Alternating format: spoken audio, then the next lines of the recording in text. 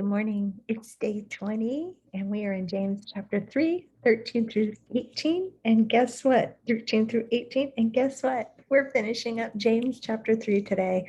We are speeding towards the deadline of July 31st when we will finish our daily quiet time videos. And then on August 4th, we'll have our final meeting together. So we still have three meetings left this Wednesday.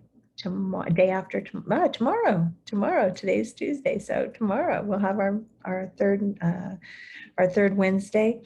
And today we're in James 3, 13 through 18, and I'm going to read it to you. And today I'm going to read it to you out of the message paraphrase. James chapter 3, 13 through 18. We're going to close out chapter 3, and I'm going to read it to you out of the message. Do you want to be counted wise, to build a reputation for wisdom? Here's what you do. Live well, live wisely, live humbly. It's the way you live, not the way you talk, that counts. Mean-spirited ambition isn't wisdom. Boasting that you are wise isn't wisdom. Twisting the truth to make yourself sound wise isn't wisdom. It's the furthest thing from wisdom. It's animal cunning. Devilish cunning, devilish conniving. Whenever you're trying to look better than others or get the better of others, things fall apart and everyone ends up at each other's throats. Real wisdom, God's wisdom, begins with a holy life and is characterized by getting along with others. It is gentle and reasonable, overflowing with mercy and blessings. Not hot one day and cold the next, not two-faced. You can develop a healthy, robust community that lives right with God and enjoy its results only if you do the hard work of getting along with each other, treating each other with dignity and honor. So if you were to look this up in the Christian Standard Bible, which is the Bible I normally read from every day, James starts out in verse 13 by saying, who among you is wise and understands by his good conduct, he should show that his works are done in gentleness, and that comes from wisdom. So my question today was, are your works being done because you want something? Are you doing something for God because you want something? Are your works being done to reveal something? What you do, how you do it is so, so important.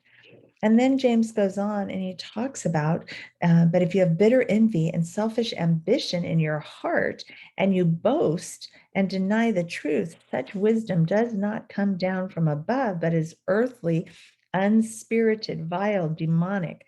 He gets real clear about what happens if we're living with bitter envy and selfish ambition. There is disorder and every evil practice in that. But the wisdom from above is first pure. Oh, I love it. And then peace-loving, gentle, compliant, full of mercy, good fruits, and unwavering without pretense. And the fruit of righteousness is sown in peace by those who cultivate peace. What does that mean to cultivate? Well, I think wisdom, our wisdom, the knowledge of God, the wisdom of God, when he says, who among you is wise and understanding by his good conduct? He's talking about if Jesus is really affecting our heart. Wisdom influences, that wisdom is going to influence what we say and what we do. Ultimately, what you do, we've talked about this before, ultimately what you do reveals that you don't believe what you're saying. I asked the question last Wednesday night, do you really believe? Because we all give lip service. We all read the scriptures. We all say we believe, but do we really believe? And ultimately what you do reveals that you don't believe what you're saying, because your actions and your words have to match. And when God talks about, or when James is talking about, the wisdom from above is first pure, then peace-loving, it's gentle, it's compliant, it's full of mercy, it's good fruits. That's what the message is saying. Real wisdom, God's wisdom, begins with a holy life and is characterized with getting along with others. Wow, I struggle with this sometimes because there's people, I had a really hard day at work yesterday, and I had somebody that just didn't want to get along, a client, and all they wanted, they knew in their mind what they wanted, and all they were going to do was fight to the end, to the bitter end, to get what they wanted. And so they were mean and they were cruel and they were harsh and they were mad and they were all of these negative emotions. And it was exhausting trying to just prayerfully zig when they were zagging and stay away from the fiery darts of their tongue. And then I got convicted because I thought, how many times do I flippantly just let my emotions go?